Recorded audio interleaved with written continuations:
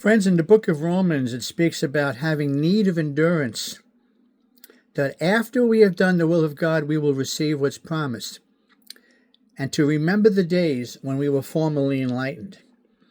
I can go back and remember years ago, starting 20 years ago, when God began to work within me that He was going to bring a beautiful woman into my life, but it was going to be many years until she would finally be in my life.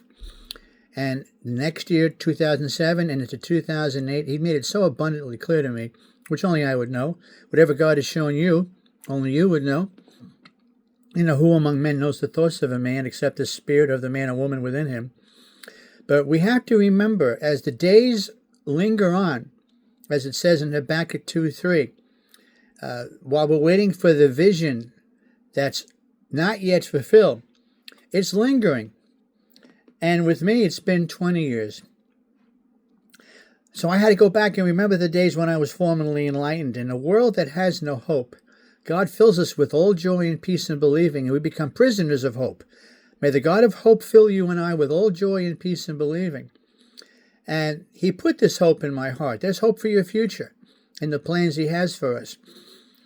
But we have to go through many years before the promises are ever fulfilled, for the most part. And everyone's plan is not the same in the plan of God, but for the most part, we have need of endurance, so that after we've done the will of God to wait upon the Lord, then we will receive what's promised.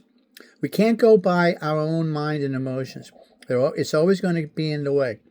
When you get feelings of discouragement, feeling down, I can go back, for example, let's say summer of 2017, riding my electric moped, crying out to God, right in the middle of my situation of being in my God-ordained wilderness, knowing what God has shown me. Or 2018, or how about 2020 during COVID years? I've been through a lot of years waiting upon God, friends. But that's the way God designed it for me. It's the way it was supposed to be.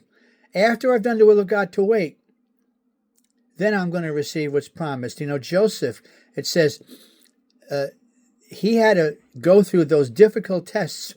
The word of the Lord tested him until his time came to pass. What we do is we keep believing, no matter how many years pass, with the word of the Lord or with the vision He's put in our spirit, knowing full well that He who began the good work within us is going to complete it right up into the day of Christ, right up into the day of promises fulfilled. And we're accepted in the beloved. We have forgiveness of sins, past, present, and future. God's working on us to prepare us for His promises to be fulfilled.